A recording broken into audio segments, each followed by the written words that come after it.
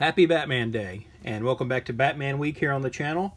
So with the new volume of Batman starting up, we've got a new Batman #1 here. So this is the fourth volume of Batman we've gotten. So this is the fourth #1 we've gotten since 1940. So today for Batman Day, I thought I'd take a look at all of them and rank them from best to worst. And, you know, which ones maybe had the most impact, which one had the best story, and which one is the best Batman #1. For number 4, we've got Batman #1 from 2011. DC Comics released this as part of the New 52 reboot they did of their entire line.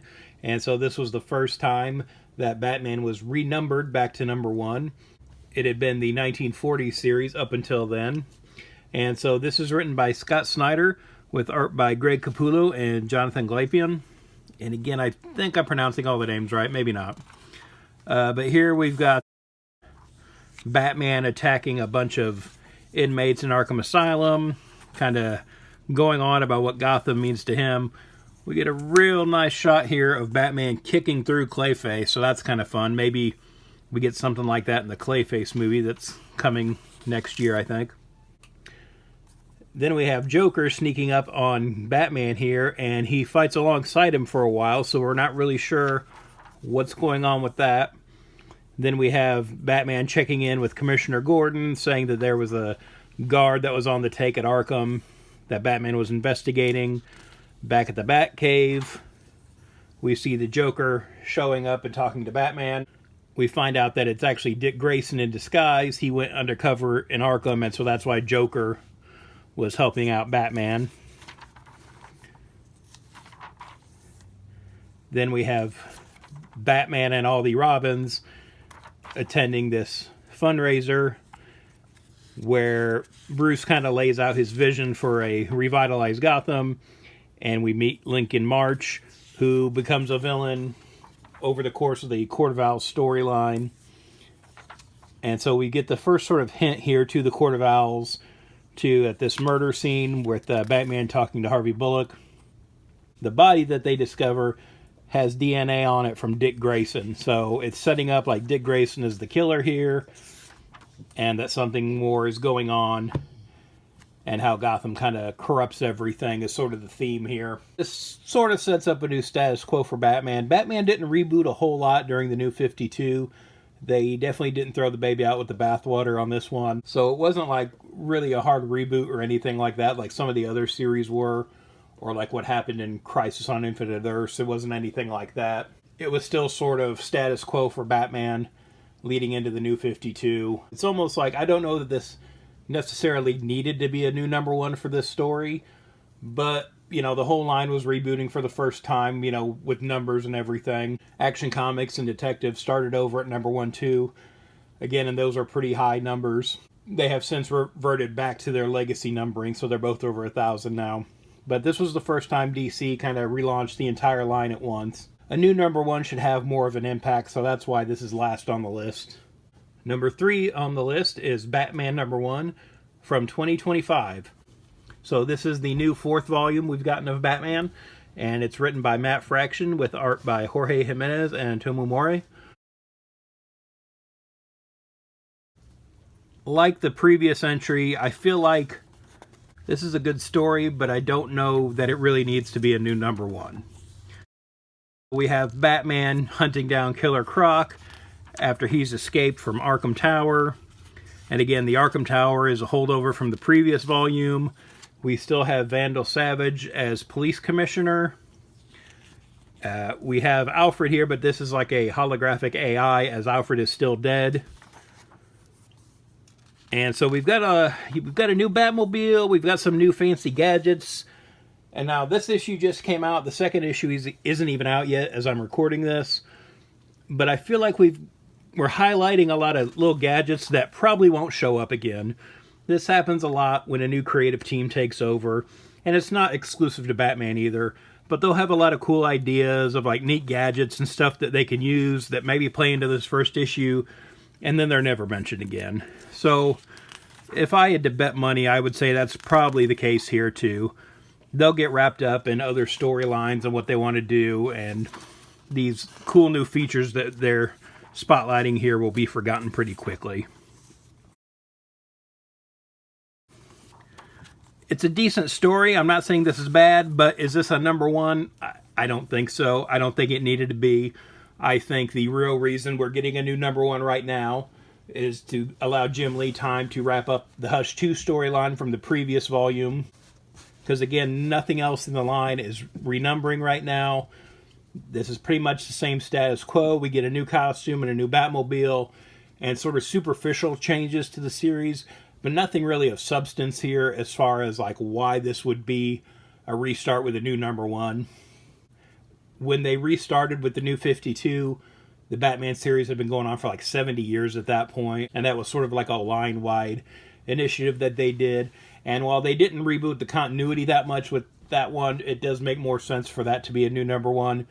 This one just feels more like politically motivated internally at the company to keep a Batman book on the shelf while Jim Lee has time to finish up his storyline.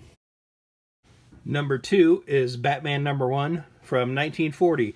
So this is kind of the big one. This is the original. Now, this is not the first appearance of Batman and Robin, but it is Batman graduating from the Detective Comics anthology book into a series that spotlights him exclusively. So this was a big deal. Again, early days in comic books, there were a lot of anthologies featuring many stories with multiple characters, and they were sort of tryout books, kind of throwing things against the wall and seeing what would stick, and Batman obviously stuck. Superman had previously gotten his own book after Action Comics, and so this was Batman getting his own book after Detective Comics.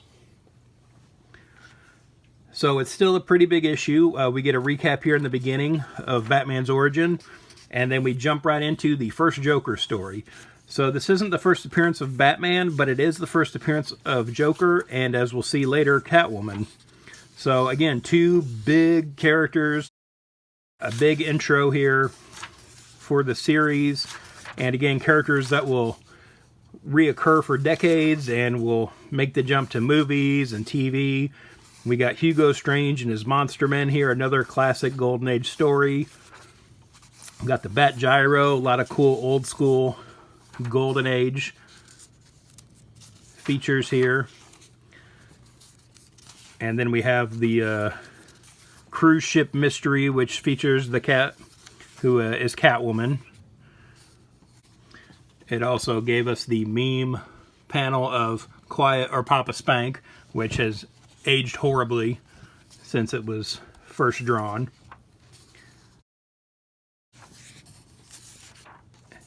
And we've got, you know, some other little comic strips and some other features along with the book too, even though it was Batman's book. And we have the second story here, The Joker Returns, too. So we get the intro and the rematch here with Joker in the same issue. So sort of predicting how popular that character would become over the years, you know, to be Batman's main antagonist. And, you know, we got the old school pinup, too, that you were supposed to cut out and frame, which who knows how many kids did that and ruined their copies of Batman back in the day. But yeah, definitely the most consequential of the Batman number ones on the list. It is the original, and, you know, it is hard to argue what would be better than this. But what is better than that is Batman number 1 from 2016. So this was part of the DC Universe Rebirth rebranding, and so this is the start of Tom King's run on the title, along with David Finch and Matt Banting on art. So this story features a plane that is getting ready to crash in Gotham City, and Batman, all on his own, has to stop it. So it's a really tense issue where it just seems like Batman is totally outgunned here. He is definitely the underdog in this story. It kind of helps set up his place in a superhero universe. You know, people go on about Batman and his money and how he can buy his way out of everything. But in a superhero world, Batman is always going to be an underdog. He has no superpowers. He's not super strong. He's not invulnerable. He's not immortal. And that all really kind of comes into play here for this story, where Batman is talking over his radio to Alfred and basically making preparations for his death. He has been able to steer this plane across the city and to hopefully land in the water, but he fully expects to die at the end of this. But it doesn't deter him from what he's trying to accomplish. And here at the end, we see the plane is saved by two new superheroes called Gotham and Gotham Girl. And so this is just a really great kind of tense issue where it's like, how does Batman save the day here? And he kind of doesn't. He avoids disaster across the city, but it doesn't look like he's going to be able to save himself in this. It's only through the intervention of Gotham and Gotham Girl, where they stop the plane from crashing, that Batman is saved. And you could make the argument like, well, is he that big a superhero if he can't save himself? And I say yes, because he is willing to sacrifice himself for the people of Gotham. And this also kicked off Tom King's classic run on Batman. I think this is a great first issue. It definitely sets a tone for Tom King's run. The continuity doesn't necessarily change in this. They maybe tweaked a few things from the New 52 era, but it's still sort of the Batman you know from that. Of all four, I think this is definitely the best story that you've got. And if you've been reading Batman, you kind of know what the deal is. You don't have to reintroduce every little thing, because it's a character that's been going on for 86 years. And even at this point, everyone knew who Batman was. If you're reading this book, you know basically what the deal is, or you at least have an idea of Batman.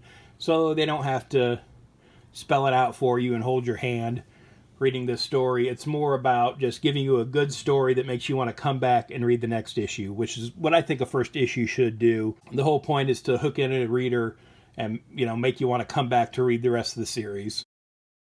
So those are my thoughts on the different Batman number ones we've gotten over the decades. What do you think? Do you agree with me? Am I crazy? Which is your favorite one? Let me know in the comments below. And be sure to check out my Batman Week playlist on the channel, where I've been posting videos leading up to Batman Day all week long, and I have ones from last year on there too you can check out. Plus I've got other Batman and comic book videos I've done, so be sure to take a look at those. And have a happy Batman Day, and thanks for watching. If you'd like to follow me on social media, I'm on Twitter/X at Detective651, also on Instagram at Detective651. Be sure to check out my t-shirt store at tpublic.com/user/Detective651. I've got a lot of nerdy designs on there, and there's sales all the time, so check it out frequently.